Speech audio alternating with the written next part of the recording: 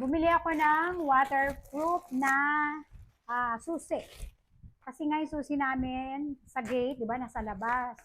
Pag nababasa ng ulan, ng buwan, lagi siyang nagkakalawang. So, eto, nakita ko yung isang video nito na matagal niya nang ginagamit. Kaya doon ako sa kanya bumili.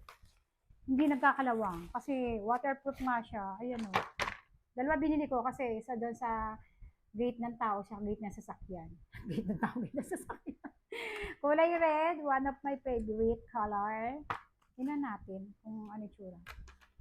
Ay, mabigat siya. Mura lang to. Okay, mag-alala. Nasa 100 plus lang yata to.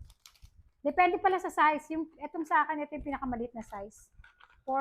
Ang tawag doon? 4 mm. 4.5 mm. At meron na siyang tatlong susi.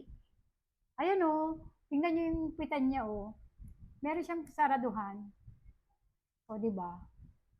Try natin buksan. Tapos ito, parang hindi pasukan ng tubig, meron siyang rubber. Kita nyo ito. May rubber siya dyan. Try natin buksan. Oo, diba? Pak!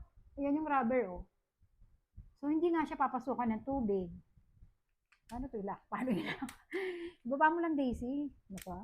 O, ayan. Diba? Pag kasi pinasukan ng tubig, dire-dire dito, dahil nga may rubber siya, so hindi siya magtutuloy-tuloy doon. Tapos pag tinanggal mo yung susi, isarado mo yung puwitan, ayan o. Diba? Pag binuksan, ayan.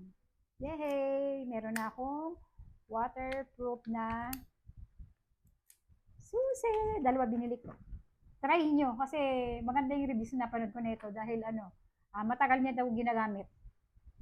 Kasi ako, siguro sa isang buwan, nakakailang palit ako. Kasi nga pag naulan, ang hirap niya nang buksan pagka nag-ano na siya, nagkalawang, diba? Try natin.